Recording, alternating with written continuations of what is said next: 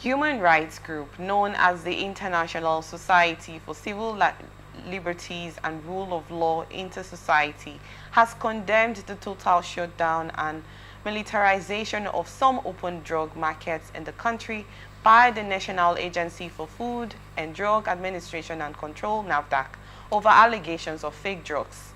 It urged the agency to immediately reopen the markets and remove its hired soldiers of the Nigerian army from the premises.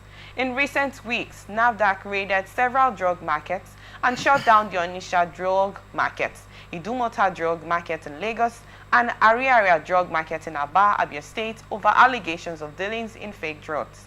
Reacting to the development on Tuesday, Intersociety urged the agency to refrain from further exposing the Nigerian military, its officers, personnel, and high command to unprofessionalism and corrupt practices. It also demanded a refund of about 20 billion naira incurred by traders in the affected market since Sunday, February 9, 2025, particularly those in the Onitsha drug market.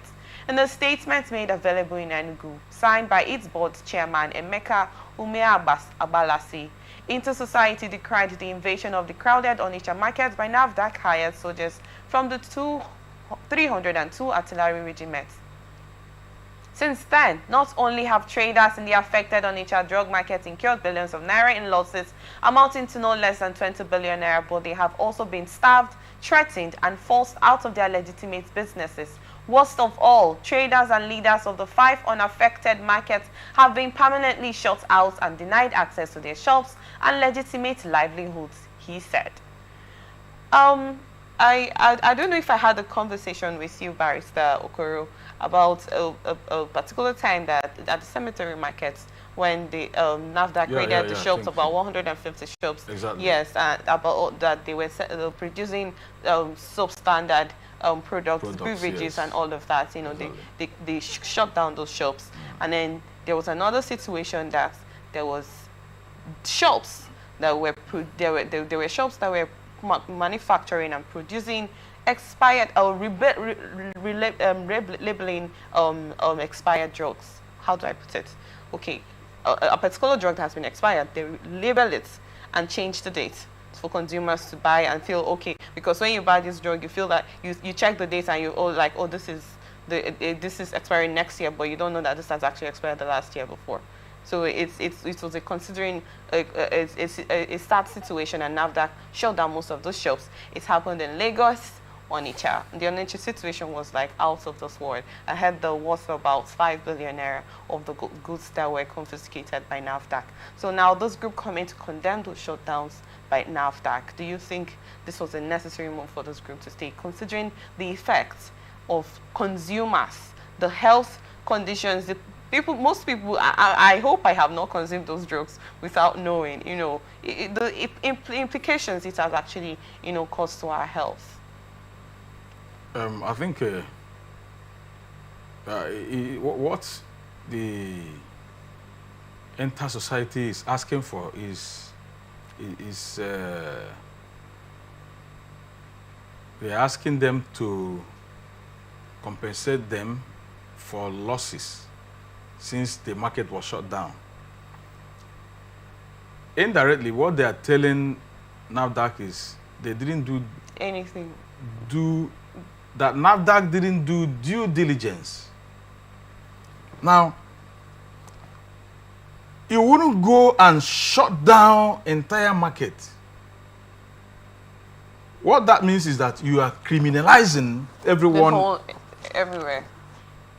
All the people who are the dealers in this drug market, you are criminalizing them, saying that all of them indulge in these sales of fake drugs. What if there's a possibility that all of that?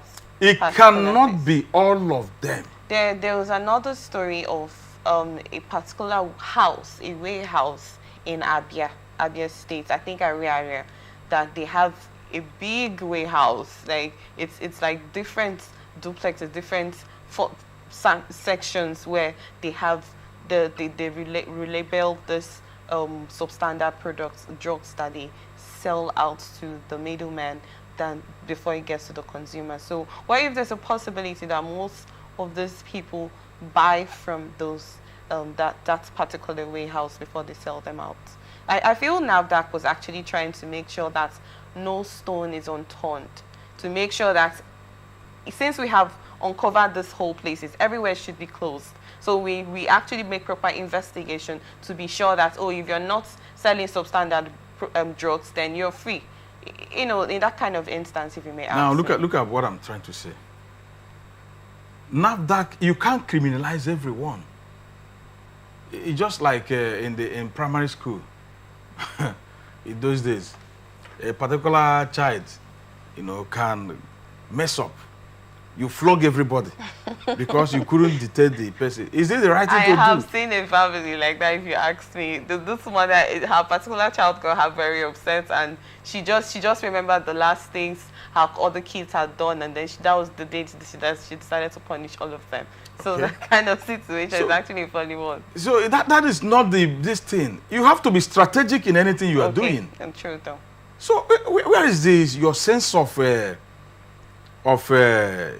engagement? That is not the way. You have to be strategic. Now, why can't you send in undercover investigators to go shop by shop to buy these products? You are a trained personnel of Nafdac. When you buy it, you go and test it in the laboratory. Or they know the ones that are fake or not. They should know as trained personnel. You go, when you check, you have known the shop. You remark the shop. You do that. Your men should do this.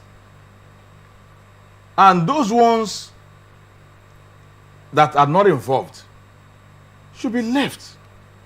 When you want to come to shut down the market and prosecute these offenders, you do it, and you do it perfectly, because you have already known the people who are involved in this.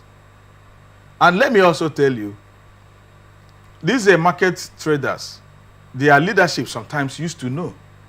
You work in synergy with them. They used to know those who are involved in these kind of illegal dealings. So what if those leaders, the heads, actually work with those people that sell those fake drugs? That actually work with them? Yeah, so then let's say they have idea, because when they buy these goods, they have their percentage from that. No, it's not an issue of having percentage. You feel if there's no possibility that there could be, these heads are aware of what's going on, and they say nothing about it, and then because they know what the cuts they get from there? They don't get any cuts. They don't. It's just that they can't stop those people, but not that they don't have idea of what they do, but they don't have the willpower. So if they don't they don't benefit from it, they will allow them to sell those fake drugs to the consumers. I've had an occasion to interact with a similar thing like this, with the people. I asked them, you understand, why, you know that some people are selling fake, and they say the market is an open place. The market is an open place.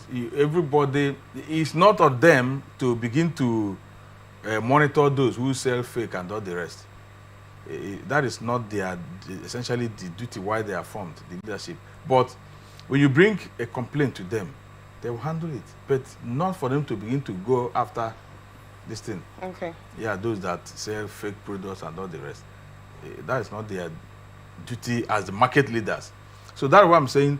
But if Nafdac wants to do a diligent work, very responsibly, you synergize with these market leaders. They should be able to guide you. They can even give you hints. Go to this shop, go to this shop, go to this shop, go to this shop, go to this shop. They will stay behind.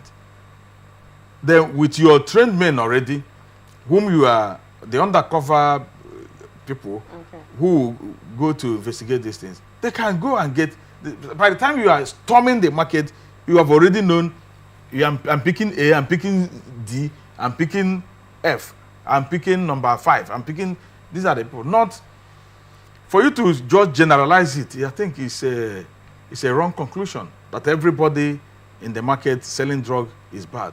That's not true. It can't be true. There must be people who don't, by virtue of whatever, either morality or church background or whatever, or family background, that would not want to indulge in any form of illegality. So for them to generalize, that is why these people are saying, you can't just come and shut down the entire market because you feel that one or two individuals are bad. Then you want to punish the innocent ones. That's why they are saying, open the market. Do what you're supposed to do. That's as simple as that. So, in essence, let's say that they've made their statement heard, and now that could, on the other hand, have their reasons why they decided to shut down the whole market. Do you think they would listen to this criticism coming from this group? They should listen to it. They should listen. Are they this thing? Even if they are Hitler, why shouldn't they listen? We are in a democratic society where you listen to opinions, people's opinion. So that is it. That makes you a democratic society. You listen to other people's opinions that are factual and real. Do your due diligence. Go and investigate and know those who are involved in this criminality. And so what should be done to the offenders? Because this is one out of many. I've listed most of the states that Nafdac raided and confiscated the fake drugs that they produce. What should Nafdac actually do to these offenders?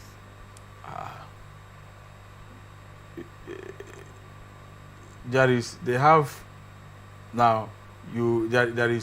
act. There is an act. Okay. Guiding drug dealers. In every organization, there is always provision for defaulters. If there are opportunities to them to, I mean, there are a lot of alternatives for them.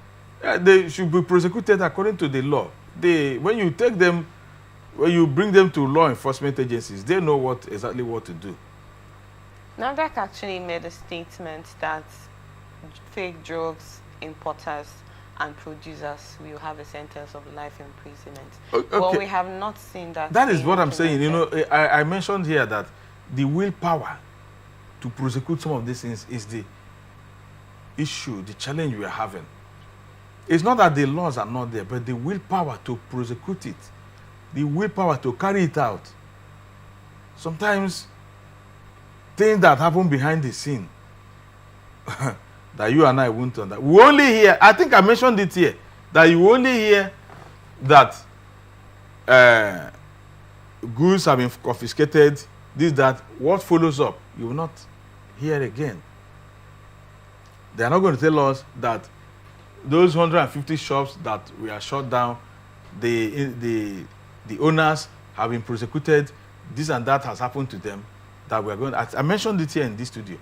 So that is just the thing. The laws are there. The laws are there. But having the willpower to execute it, pursue it to a logical conclusion, and let the offenders be punished according to the laid down law is the issue. That's the challenge you have. Thank you.